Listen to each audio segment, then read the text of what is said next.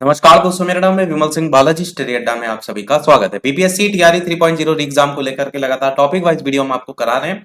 कल हमने 15 नंबर का जो टॉपिक वाइज वीडियो देखा था भौतिक विज्ञान का, उसका पहला पार्ट देखा था जिसमें हमने आधी चीजें कवर कर दी थी। आज इस वीडियो में दूसरा पार्ट देखेंगे जिसके अंतर्गत जितने भी पॉइंट रह गए थे उन सभी को कवर करेंगे। जितने भी प्रीवियस ईयर में क्वेश्चन आ चुके हैं टीचर से रिलेटेड, जिसमें टीआरई 1 टीआरई 2, उन सबका एक एक क्वेश्चन छाट छाट कर हमने शामिल किया है। जो भी टॉपिक है, जिससे टॉपिक से रिलेटेड जो भी क्वेश्चन है उसको भी हमने आज शामिल किया है। और लास्ट में सारी चीजें देखते हुए एक क्वेश्चन आपसे भी पूछेंगे। स्टार्ट करते हैं। टॉपिक वाइज अगर सीरियल देखेंगे तो ये 16 नंबर का टॉपिक होगा, परंतु लिख दिया हमने 15। अच्छा, इससे पहले वाला इसका पार्ट 1 नहीं देखा हो तो साइड में बटन वीडियो मिल जाएगा और प्लेलिस्ट में अलग से देख सकते हैं। स्टार्ट करते हैं। तो सबसे पहले केशिकत्व की बात करते हैं। ये क्या होता है? केश नली में किसी द्रव का ऊपर चढ़ना अथवा नीचे उतरने की जो घटना होती है उसे कहते हैं केशिकत्व। उदाहरण के लिए जैसे पौधे में जल चढ़ता है तो इसी का ही उदाहरण होता है। फाउंटेन पेन में स्याही का जो चढ़ना होता है इसका एग्जाम्पल है। लालटेन में आप देखते हैं ना कपड़ा पड़ा रहता है तो उससे तेल चढ़ता है, तो ये भी इसी के ही एग्जाम्पल में आ जाएगा।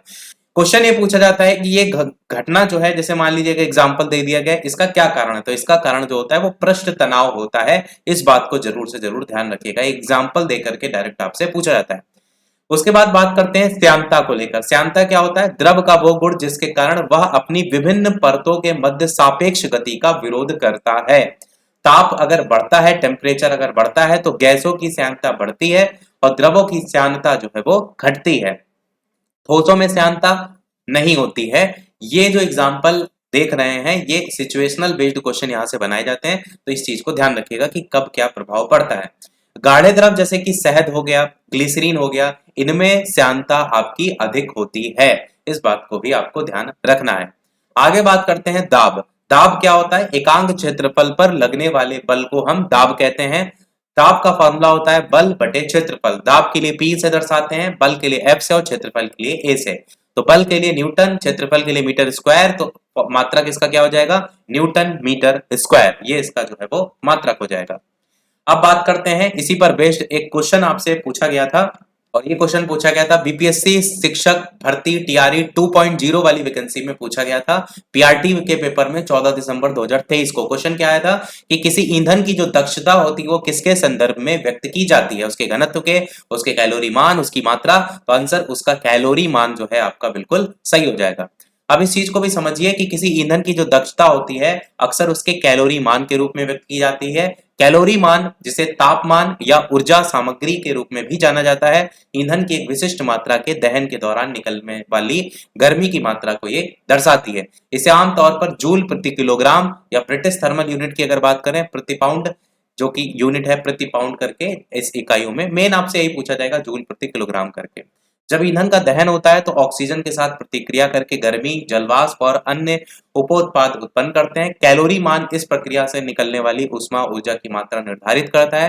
कैलोरी मान जितना अधिक होगा ईंधन की प्रति यूनिट उतनी ही अधिक ऊर्जा जारी होगी, जिससे वो बिजली उत्पादन या हीटिंग जैसे जो विभिन्न अनुप्रयोग हैं उसके लिए ईंधन की दक्षता का आकलन करने में एक महत्वपूर्ण कारण बन जाएगा। तो मेन आपको यही ध्यान रखना है, जो क्वेश्चन में पूछा गया था कि किसी ईंधन की दक्षता किसके संदर्भ में व्यक्त की जाती है, तो उसके कैलोरी मान। आगे बात करते हैं उत्प्लावन बल। तो उत्प्लावन बल होता क्या है? सबसे पहले तो ये समझिए, तो द्रव में वस्तु के भार में आभासी कमी का कारण द्रव द्वारा वस्तु पर ऊपर की ओर लगाया गया जो बल होता है वो कहलाता है आपका उत्प्लावन बल। अब उत्प्लावन बल का कारण क्या होता है इस चीज को भी समझिए। तो वस्तु को द्रव में डुबोने पर भार में जो कमी का आभास होता है वो आपका इसके रीजन में आ जाएगा।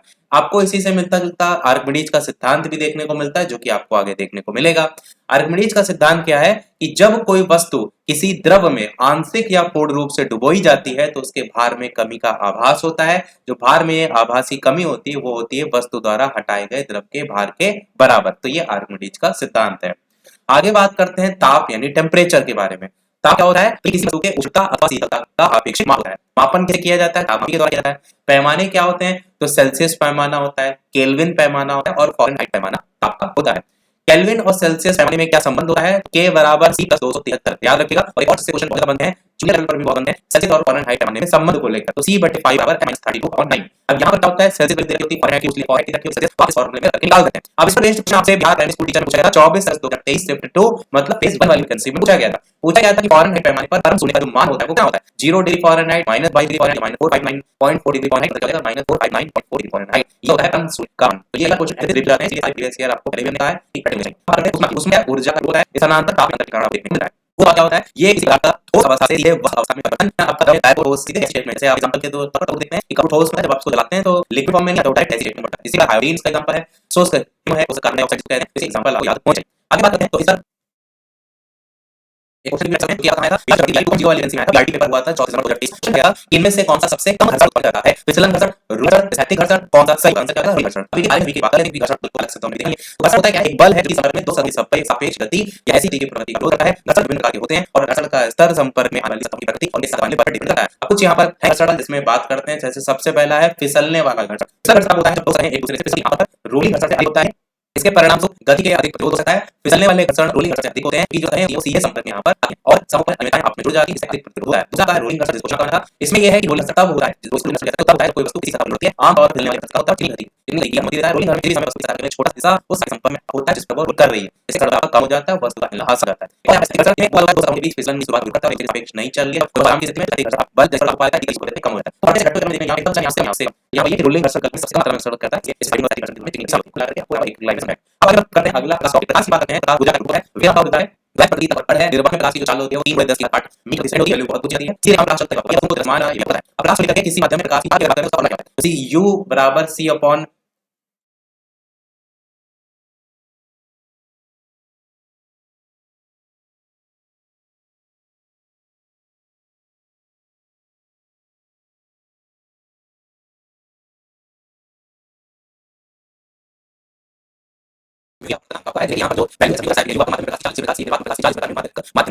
अगर यहाँ पर कोई बेस्ड क्वेश्चन आ जाए तो आप ध्यान रखिएगा कि यहाँ पर जब बात होगी किसी माध्यम में प्रकाश की चाल को लेकर के तो ये फॉर्मूला देखने को मिलता है।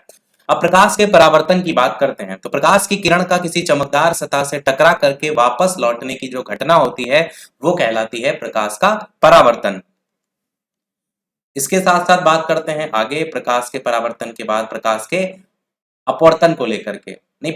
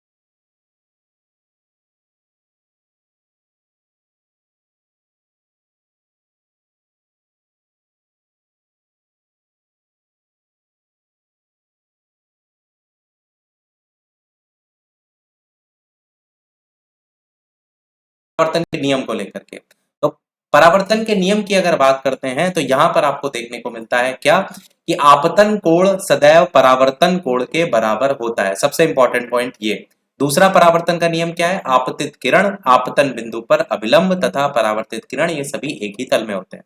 जैसे यहाँ पर एक पिक्चर आप देख पा रहे हैं, तो ये आपकी सामने से किरण आ रही है, ये कैसी है? आपतित किरण है। इधर जो वापस जा रही है ये कैसी है? परावर्तित किरण है। और साथ ही ये जो सेंटर में है ये क्या है? आपका अभिलंब है। तो बात वही की जा रही है कि आपतन कोण यानी ये वाला जो आई कोण देख रहे हैं ना, अभिलंब से बन रहा है। परावर्तन कोण जो कि आपका इस आर बन रहा है, तो आई और आर इसकी जो वैल्यू होती है बराबर होती है। दूसरी बात ये जो आपतित किरण है ये वाली, और जो परावर्तित किरण है ये वाली, और जो अभिलंब है ये सभी एक ही तल में होते हैं।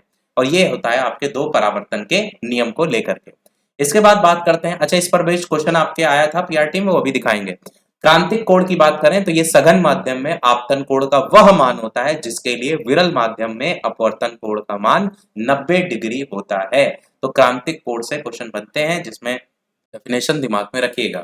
आगे बात करते हैं पूर्ण आंतरिक परावर्तन को लेकर के। तो पूर्ण आंतरिक परावर्तन क्या होता है? तो प्रकाश की किरण का सघन माध्यम से विरल माध्यम में प्रवेश करने पर आपतन कोण का मान क्रांतिक कोण से अधिक होने पर अपवर्तित किरण सघन माध्यम में ही वापस लौट जाती है। देखिए ये दो कंडीशन है और इस पर ये फुलफिल्ड हो रहा है। तो पूर्ण आंतरिक परावर्तन में ये प्रवेश करने पर या अधिक होने पर आपका क्या असर पड़ेगा कि अपवर्तित किरण सघन माध्यम में ही वापस लौट जाती है।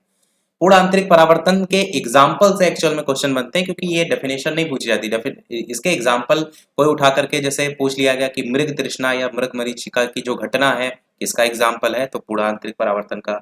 कटे हुए हीरे का जो जगमगाना है वो आपका एग्जाम्पल इसी का है। ऑप्टिकल फाइबर जो है प्रकाशिक तंतु में संचरण वो इसी का एग्जाम्पल है। एंडोस्कोप का कार्य जो है वो इसी का एग्जाम्पल है। आपके पेपर में जो पीआरटी में पूछा गया था वो पूछा गया था परावर्तन या अपवर्तन से, जिसमें तारों के टिमटिमाने को लेकर के आया था, याद होगा आपको। आगे बात करते हैं प्रकाश के अपवर्तन को लेकर। तो प्रकाश की किरण का एक माध्यम से दूसरे माध्यम में जाने पर अपने पथ से विचलित होने की जो घटना होती है वो कहलाती है अपवर्तन। सबसे पहले परावर्तन देखा, फिर पूर्ण आंतरिक परावर्तन देखा, अब अपवर्तन देख रहे हैं। अब अपवर्तन को लेकर के भी यहाँ देख लीजिए कि जब प्रकाश की किरण विरल माध्यम से सघन माध्यम में प्रवेश करती है तो अभिलंब की ओर वो झुक जाती है। तो ये आपका विरल माध्यम है, उधर सघन है, और इस तरीके से ये आपतित किरण है, ये अपवर्तित किरण है, तो सीधे ना जा करके ये सेंटर वाला जो अभिलंब है ना इसकी ओर जा रही है। वैसे तो किरण ये है सीधे जानी चाहिए थी, पर ये अभिलंब की ओर क्या हो रहा है, नजदीक हो रही है, तो इसलिए मुड़ जा रही है। तो वही बात यहाँ पर समझाई गई है कि ऐसा आपको देखने को मिलता है अपवर्तन में। अब जब प्रकाश की किरण सघन माध्यम से विरल माध्यम में प्रवेश करती है तब क्या होता है, क्योंकि इधर साइड क्या था, यहाँ पर देखेंगे सघन माध्यम से प्रवेश कर विरल माध्यम से सघन में जा रही थी। अब यहाँ पर क्या है, सघन से विरल में जा रही है, तो ये अभिलंब से दूर हटेगी। तो इतना चीज ध्यान रखिएगा कि माध्यम कौन सा है। तो यहाँ पर देखेंगे ये दूर जा रही है। यहाँ पर ये भी लिखा है कि आई की और आर की वैल्यू में आई की वैल्यू बड़ी हो जाती है आर से, यहाँ पर आर की वैल्यू बड़ी हो जाती है। अब अपवर्तन के उदाहरण जो है ये वाला क्वेश्चन जो देख रहे हैं, तारों का टिमटिमाना, यहां से क्वेश्चन आपके आया था बीपीएससी पीआरटी में 3.0 वाला जो पेपर आपका रद्द हो गया। इसीलिए मैंने आपको पहले भी बताया कि आपको प्रीवियस ईयर पे जरूर फोकस करना है, इससे आपको दिमाग में एक मैप बनेगा कि कैसे कैसे क्वेश्चन आए हैं और कैसे कैसे आ सकते हैं। तो अपवर्तन के सारे उदाहरण याद कर लीजिए कि जल में डूबी हुई छड़ का मुड़ा हुआ प्रतीत होना इसी का एग्जाम्पल है, तारों का टिमटिमाना इसी का एग्जाम्पल है, जल में पड़े सिक्के का अपने वास्तविक जगह से ऊपर दिखाई देना अपवर्तन के उदाहरण है। इसी प्रकार प्रकाश के एक माध्यम से दूसरे माध्यम में जाने पर प्रकाश का जो तरंगदैर्ध्य है और वेग है ये आपका बदल जाता है, प्रकाश की आवृत्ति जो है वो नहीं बदलती है। ये क्वेश्चन जैसे बनते हैं ना, ये लाइन टू लाइन बनते हैं कि इनमें से कौन से कथन सही है या नहीं है, तो वहां पर ये लिखे रहते हैं कि प्रॉपर्टीज क्या क्या हैं, उसको लेकर के भी आपको दिमाग में रखना है। अब क्वेश्चन आप देखेंगे तो बीपीएससी पीआरटी 2.0 वाले जो फेज वाली वैकेंसी थी उसमें एक क्वेश्चन पूछा गया था 14 दिसंबर 2023 को। क्वेश्चन ये आया था कि प्रकाश की एक किरण दर्पण पर 30 डिग्री के कोण पर आपतित होती है, तो अभिलंब और परावर्तित किरण के बीच का कोण जो है वो क्या होगा। तो ये आप यहाँ पर अगर चित्र देखेंगे तो ये आपकी आपतित किरण है, ये परावर्तित किरण है, बीच में आपका अभिलंब है। यहाँ पर कह रहा है कि प्रकाश की किरण दर्पण पर जो पड़ती है तो 30 डिग्री के कोण पर आपतित होती है, तो ये जो आपतन कोण की वैल्यू है वो 30 आपको दे रखी है। और कह रहा है अभिलंब यानी कि जो सेंटर वाली वैल्यू है ये, और परावर्तित किरण जो परावर्तित किरण है इसके बीच का कोण जो है वो क्या होगा। तो आंसर क्या होगा, 60 डिग्री। क्यों, क्योंकि आपतित कोण जो है 30 डिग्री का कोण बना रही है, तो सबसे पहले तो आपको देखना पड़ेगा कि अभिलंब के साथ ये पूरा वैल्यू निकालने के लिए, तो ये वाला अगर 30 है तो बाकी बचा यहाँ तक 90 डिग्री का ये कोण बनाती है, तो 90 से 30 घटा देंगे तो वैल्यू आपकी 60 निकल आएगी। यही वैल्यू उधर भी होगी क्योंकि आपतन कोण का मान परावर्तन कोण के बराबर होता है, तो इस तरीके से आपकी वैल्यू यहाँ पर 60 निकल करके आएगी। आगे देखते हैं अगला क्वेश्चन देख नहीं, अगला पॉइंट वो है आपका प्रकाश का प्रकीर्णन। प्रकाश का प्रकीर्णन क्या होता है? तो छोटी तरंग दैर्ध्य के प्रकाश का प्रकीर्णन आपका अधिक होता है, और वायुमंडल के कणों द्वारा जो प्रकाश किरणों का बिखराव होता है, इसे कहते हैं प्रकाश के प्रकीर्णन। की डेफिनेशन को लेकर के प्रकीर्णन की अगर बात करें तो बैंगनी रंग के प्रकाश का सबसे अधिक होता है और लाल रंग का सबसे कम होता है। ये जो बैंगनी वाला क्वेश्चन देख रहे हैं ना, ये आपका क्वेश्चन 2 बार आ चुका है। पीआरटी में फेज 1 में भी आया था और सेम क्वेश्चन पीआरटी में फेज 2 भी आया था। ये क्वेश्चन 2 बार रिपीट अब तक हो चुका है। यही वाला हमने पार्ट 1 में आपसे क्वेश्चन पूछा भी था कि कौन से रंग का सबसे अधिक प्रकीर्णन देखने को मिलता है, तो आप रट रखेंगे बैंगनी रंग आपका सही हो जाएगा। अब उदाहरण क्या है इसका? जैसे बात में प्रकाश का बिखराव हो गया, आकाश का नीला रंग, ये बहुत ज्यादा पूछा जाता है कि आकाश का जो नीला रंग है वो किस कारण से होता है? अपवर्तन है, परावर्तन है, या पूर्ण आंतरिक परावर्तन है, या प्रकीर्णन है? तो आप करेंगे प्रकीर्णन, आपका यहाँ पर सही हो जाएगा। आगे बात करते हैं बड़ विक्षेपण को लेकर के। अब यहाँ से उसकी भी बात है। वीडियो लाइक जरूर कर दीजिएगा, शेयर कर सकते हैं, शेयर भी करते रहिएगा। चैनल पर नए हो तो सब्सक्राइब करके भी अवश्य जुड़ जाएगा ताकि आगे नोटिफिकेशन आप तक आए। तो आपका वीडियो काफी है टेलीग्राम चैनल पर, अपलोड कर लीजिएगा। इस वीडियो के लिए जो आप देख रहे हैं लाइक बटन है वो ऊपर लगा है, जैसे कंप्लीट होंगे आप कर देंगे। आप लगा लाइक बटन लगा क्योंकि वीडियो में जा रही है इसलिए लाइक बटन ज्यादा होना कि जिसमें लाइक कोई मिलता है। जल्दी से लाइक सभी लीजिएगा ताकि वीडियो में बड़े विषय पर बात करते हैं। तो एक प्रकार जो अपने अभी है उन्हें होने की क्रिया होती है, उसे कहते हैं बड़े विक्षेपण। जैसे प्रकार से एक से होकर इस प्रकार से 7 में विभक्त हो रहा है, जिसको हम वीडियो के नाम से जानते हैं VIBD violet, indigo, blue, green, yellow और रेड। अब इसके बारे में बात करें तो इनसे बड़े विक्षेपण द्वारा प्राप्त रंगीन प्रकाश जो किरण का क्रम आधार से है विरोध। अब इसमें क्वेश्चन बनता है कि कौन से तरंग दैर्ध्य की लाल रंग प्रकाशित तरंग दैर्ध्य उससे अधिक होती है। इसी प्रकार बैंगनी रंग की प्रकाशित तरंग दैर्ध्य वो सबसे कम होती है। यहाँ पर देखेंगे तो लाल रंग जो है सबसे ऊपर है, जो सबसे ऊपर है उसकी आप कहेंगे तरंग दैर्ध्य सबसे ज्यादा। एक बार इसको पढ़ लीजिए तो बाकी बैंगनी ऑटोमेटिक याद हो जाएगा। लाल रंग की तरंग दैर्ध्य सबसे अधिक और बैंगनी रंग से वापस इससे कम है। ये क्वेश्चन बनते हैं। अब क्वेश्चन देखेंगे तो बिहार शिक्षक तैयारी 2.0 वीआरडी को बनाया हुआ है 14 दिसंबर 2023 को। इनमें से किसमें उच्चतम ऊर्जा होती है? ये क्वेश्चन पूछा गया था। नीला प्रकाश, लाल प्रकाश, पीला प्रकाश। अब इसके लिए आप प्रोसेस को समझिए। आंसर नीला प्रकाश हो जाएगा कि आवृत्ति जितनी अधिक तरंग उतनी ही शक्तिशाली होगी और आवृत्ति जितनी कम तरंग उतनी कम शक्तिशाली होती है। इस बात को पहले याद रखिएगा। दूसरी बात याद रखिए, तरंग दैर्ध्य जितनी अधिक होगी ऊर्जा उतनी ही कम होगी। तरंग दैर्ध्य जितनी अधिक होगी, क्योंकि ऊपर लेकर पूछा गया कि कितना अधिकतम ऊर्जा होती है, तो तरंग दैर्ध्य जितनी ज्यादा होगी ऊर्जा उतनी कम होगी। और तरंग दैर्ध्य जितनी कम होती है और तरंग उतनी ही आपकी अधिक ऊर्जावान होती है। इस बात को आप समझ होंगे। अब यहाँ पे आपको पता है कि बैंगनी से लाल रंग की तरफ जब आप बढ़ते हैं वीडियो में आपका पहला जो बताया आपको उसमें रेड आपका सबसे बड़ा होता है। तो हमने लंका का तरंग सबसे अधिक होता है, तरंग दैर्ध्य देखिए 720। तो मैं क्या बताया कि जिसका तरंग दैर्ध्य जितना ज्यादा उसकी ऊर्जा उतनी कम। यहाँ पर जो ऑप्शन दिया ना वो दिया नीला लाल नीला, तो नीले रंग का अगर आप देखेंगे तो ये आपको तरंग दैर्ध्य देखने को मिलेगा। फिर लाल देखेंगे ऑप्शन तो सबसे नीचे देखने को मिलेगा, और पीला रंग का देखेंगे तो ये देखने को मिलेगा। तो जितनी तरंग दैर्ध्य ज्यादा उतनी कम, तो यहाँ देखेंगे तरंग दैर्ध्य सबसे कम किसकी है? नीले रंग की है, इसलिए आप क्या कहेंगे नीले रंग में सबसे अधिक होगा। समझ गए होंगे कहने का मतलब है। बाकी यहाँ पर कुछ वेव्स की जानकारी ये भी दी है, जिसे अधिक या लंबी आप कहेंगे तरंग दैर्ध्य और आपका फ्रीक्वेंसी यानी आवृत्ति, इस आधार पर आपको बढ़ते हुए क्रम में सभी है। तो radio waves, photo waves, infrared, visible, ultraviolet, x-ray, gamma rays, ये आपका बढ़ते हुए क्रम है। जैसे इधर शॉर्ट वेव है, हाई फ्रीक्वेंसी। या इनमें से पूछ लिया है तो आप एक चार्ट और ये सब याद रख सकते हैं। आगे बढ़ते हैं इसी बारे में कि ऊपर जो दिए गए विकल्प हैं उसमें नीले रंग में प्रकाश सबसे अधिक होगा, क्योंकि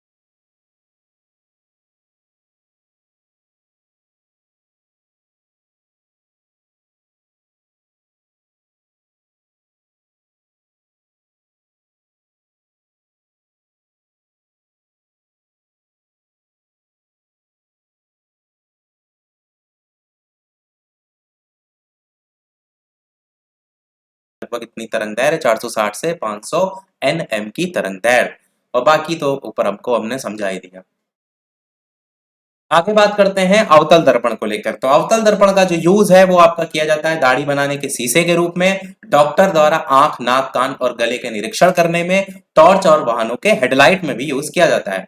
उत्तल दर्पण का जो यूज होता है वो साइड मिरर के रूप में यूज किया जाता है, वाहनों में पार्श्व दर्पण के रूप में। लेंस के जो टाइप होते हैं वो आपको दो देखने को मिलते हैं, उत्तल जिसको अभिसारी लेंस कहते हैं, अवतल जिसको अपसारी लेंस कहते हैं। तो इन्हीं के नाम है, इनको याद रखिएगा।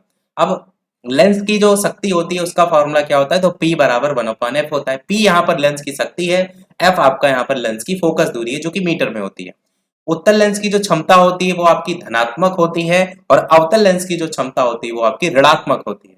लेंस की शक्ति का जो मापन होता है वो डायोप्टर में किया जाता है, और धूप के चश्मे की शक्ति जो होती है वो 0 डायोप्टर होती है। अब यहाँ पर जब बात हो रही है लेंस की क्षमता को लेकर, लेंस की दर्पण को लेकर के, तो आपको हम बता दें आपके पेपर में इस बार जो 3.0 पीआरटी वाला पेपर हुआ था उसमें जो रद्द हो गया उसमें क्वेश्चन पूछा गया था अवतल दर्पण को लेकर के, कि अवतल दर्पण से बनने वाला जो प्रतिबिंब होता है वो कैसा होता है, सदैव आभासी होता है, सदैव वास्तविक होता है, ऐसे करके। तो उसमें से आंसर क्या था, इनमें से कोई नहीं वाला। क्यों? क्योंकि उसकी स्थिति अलग अलग वस्तु और जो उसके बनने वाले प्रतिबिंब है उसके अकॉर्डिंग अलग अलग होती है। तो वो चीज हमने यहाँ लगाई नहीं है, हमने एज इट इज आपको बता दिया।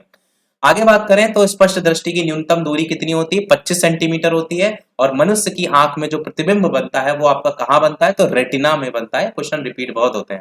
ये जो 25 सेंटीमीटर है इसी से मिलता जुलता क्वेश्चन अभी हम आपको दिखाएंगे जो आपके आया था।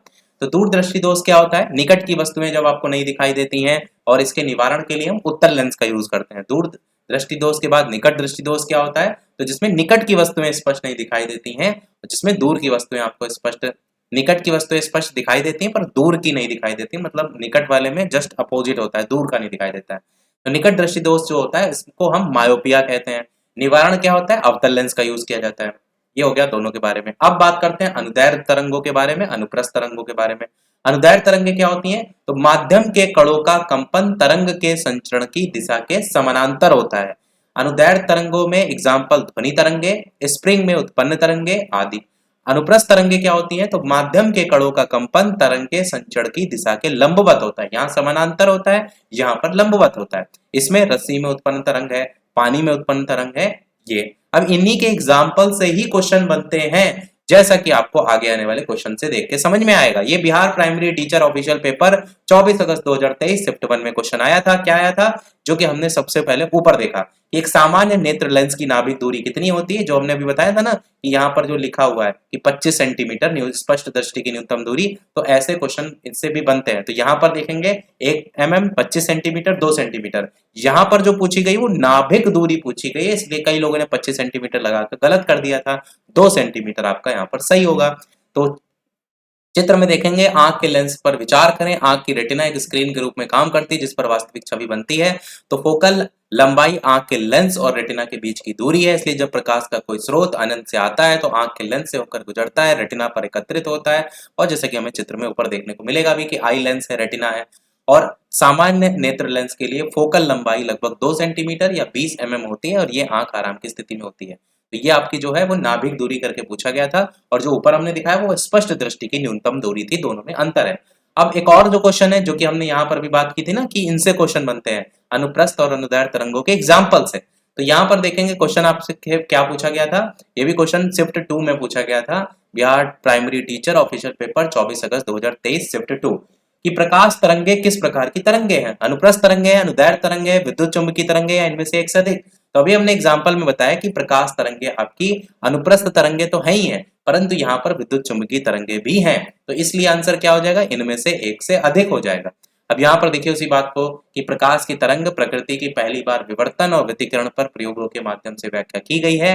सभी विद्युत चुंबकीय तरंगों की तरह प्रकाश निर्वात के माध्यम में गमन कर सकता है। प्रकाश की अनुप्रस्थ प्रकृति को ध्रुवण के माध्यम से जो प्रदर्शित है वो किया जा सकता है। अनुदैर्घ्य तरंगों को ध्रुवित नहीं किया जा सकता, इसलिए अनुप्रस्थ तरंग को ही केवल ध्रुवित किया जा सकता है। प्रकाश का ध्रुवण प्रकाश की अनुप्रस्थ प्रकृति को सिद्ध करता है। तो प्रकाश तरंग एक प्रकार की विद्युत चुंबकीय तरंगे हैं। इसके अलावा प्रकाश सहित विद्युत चुंबकीय तरंगे अनुप्रस्थ तरंगे भी हैं, क्योंकि दोलन ऊर्जा हस्तांतरण की दिशा के लंबवत होती है। तो इसलिए 1 और 3 दोनों कथन यहाँ पर सही है। तो दोनों एग्जाम्पल सही क्वेश्चन आपके बनते हैं। आगे बात करते हैं तरंग की चाल को लेकर। तो v बराबर n लैम्डा, जहां पर आप लैम्डा अपॉन टी के फॉर्म में लिखेंगे। n की वैल्यू तरंग की आवृत्ति है और t यहाँ पर तरंग का आवर्त काल है। ये इसका फॉर्मूला है। अब ध्वनि की बात करते हैं, तो ध्वनि जो है इसमें आपका सबसे पहला अनुदैर्घ्य तरंग देखेंगे। तो आर्द्रता बढ़ने पर गति बढ़ती है। सामान्यता वायु में जो चाल होती है वो 330 मीटर प्रति सेकंड होती है। मात्रक इसका डेसिबल होता है। संचरण के लिए माध्यम की आवश्यकता यहाँ पर होती है। ठोस में सबसे ज्यादा गति होती है ध्वनि में, पूछा जाता है एग्जाम्पल दे करके। ध्वनि तरंग की आवृत्ति की बात करें तो अवस्रव तरंगों की आवृत्ति होती है 20 हर्ट्ज से कम, श्रव्य तरंगों की होती है 20 से 20,000 हर्ट्ज और पराश्रव्य तरंगों की आवृत्ति होती है 20,000 हर्ट्ज से अधिक। ये आपको सभी याद होने चाहिए कितनी कितनी हर्ट्ज से के बीच में वैल्यू देखने को मिलती है। अब अवस्रव तरंगों के बाद पराश्रव्य तरंगों की बात करें तो उत्पन्न की जाती है चमगादड़ों के द्वारा, डॉल्फिन है, ये सब इसके एग्जाम्पल में आपको देखने को मिलते हैं। अब विद्युत धारा की बात करें तो किसी चालक में आवेश प्रवाह की दर को विद्युत धारा कहते हैं। मात्रक इसका एम्पियर होता है और 1 एम्पियर बराबर 1 कूलाम प्रति सेकंड के बराबर होता है। विभवांतर की बात करें तो किया गया कार्य बटे प्रवाहित आवेश होता है, जहां पर विभवांतर V है, W किया गया कार्य है, Q आपका इसका आवेश है। प्रतिरोध की बात करें तो ये होता है R बराबर V अपॉन आई, जहां पर आप V बराबर IR के फॉर्म में भी दर्शाते हैं। V विभवांतर है, I आपका विद्युत धारा है। यही आपका जो है ओम के नियम के तौर पर भी होता है V बराबर IR। विद्युत शक्ति की P बराबर विद्युत धारा गुणे विभवांतर होता है। V आपका विद्युत धारा हो जाएगा, I आपका विभवांतर हो जाएगा, तो P बराबर V इंटू आई करके। यूनिट की संख्या निकालनी अगर तो वोल्ट गुणे एम्पियर गुणे घंटे बटे हजार, यहाँ पर वॉट गुणे घंटे बटे हजार, ये भी इसका फॉर्मूला होता है। तो ये यूनिट की संख्या दे रखी होती है कि 30 दिन में इतना इतना यूनिट खर्च हुआ, उस पर बेस्ड अगर क्वेश्चन बनता है ना तो इसी फॉर्मूले से आप कर सकते हैं। अब एक क्वेश्चन देखेंगे बिहार शिक्षक टीआरई 2.0 पीआरटी में आया था 24 दिसंबर 2023 में कि किसी चालक का जो प्रतिरोध होता है वो समानुपाती होता है उसके अनुप्रस्थ काट के क्षेत्रफल के, उसके घनत्व के, उसके लंबाई के। आंसर क्या हो जाएगा? उसके लंबाई के बराबर जो है आपका होता है। आगे बात करें तो ऊंचाई ट्रांसफार्मर की बात करें तो निम्न विभव की प्रत्यावर्ती धारा को उच्च विभव की प्रत्यावर्ती धारा में बदलना ऊंचाई ट्रांसफर का यूज हो जाएगा। अपचाई ट्रांसफर क्या है? उच्च विभव की प्रत्यावर्ती धारा को अगर निम्न में बदलना है, निम्न विभव की प्रत्यावर्ती धारा में, तो वो अपचाई ट्रांसफर हो जाएगा। अब एक क्वेश्चन हम आपको जो पहले वाले पार्ट में करा चुके थे अदिश सदिश राशि, उससे भी क्वेश्चन आया था Bihar primary teacher first phase वाले में 24 अगस्त 2023 शिफ्ट 1 में। वो पूछा गया था चुंबकीय क्षेत्र एक है, कैसी राशि है? अदिश है, सदिश है, विमाहीन है, तो सदिश राशि है। आपने देखा इस बार वाले में क्या आपेक्षिक घनत्व वाला पूछा गया था, जिसमें था कि कोई राशि नहीं होती, कोई विमाहीन राशि होती है। इस और फर्स्ट फेज वाला वैकेंसी में चुंबकीय क्षेत्र पूछा गया। तो कुल मिलाकर के एक ना एक आपको अदिश सदिश राशि या उसके मात्रक से क्वेश्चन बनता ही है, इसीलिए हमने फर्स्ट फेज में आपको यानी इसी का पहला पार्ट में सब करा दिए थे, उनको रट लीजिएगा। आगे बात करें इसमें अवधारणा को लेकर के तो गतिमान आवेश चुंबकीय क्षेत्र बलों के अधीन होता है। बस ये मेन पॉइंट ये याद रखने वाला है कि चुंबकीय जो बल है उसमें परिमाण और दिशा दोनों होते हैं। एक सदिश राशि इस बात पर डिपेंड करता है कि दोनों चुंबक किस प्रकार ध्रुवीकृत हैं, या तो आकर्षित हैं या तो प्रतिकर्षित। और ये देखा होगा आपने हाई स्कूल इंटर में एनएस करके रखा जाता है, फिर चुंबकीय जो रेखाएं हैं वो बनवाई जाती थी प्रैक्टिकल के तौर पर। अब क्वेश्चन आपके लिए, वीडियो तो हमने सारी चीजें करा दी, ये 2 क्वेश्चन हम आपसे पूछेंगे। और उससे पहले जो हमने यहाँ पर एक क्वेश्चन पूछा था कि प्रिज्म द्वारा सफेद प्रकाश के परिक्षेपण में कौन सा रंग अधिकतम विचलित होता है, तो बैंगनी रंग सभी ने आंसर दिया था, जो कि सभी का सही है। अब एक 2 क्वेश्चन हम आपसे पूछ रहे हैं जिसका आंसर वीडियो के मेन कमेंट बताइएगा। और ये हमारा फिजिक्स वाला जो पूरा पोर्शन है वो समाप्त हो गया है। बाकी कोई चीज रह गई तो अपने आप से भी पढ़ लीजिएगा। बाकी तो हमने पूरा भरसक प्रयास किया है, बहुत मेहनत की है कि कुछ भी छूटे ना। ये पहला प्रश्न आपके लिए है कि मिट्टी के तेल के बर्तन में बर्फ का एक टुकड़ा डाला जाता है, बर्फ के पिघलने पर मिट्टी के तेल की सतह पर क्या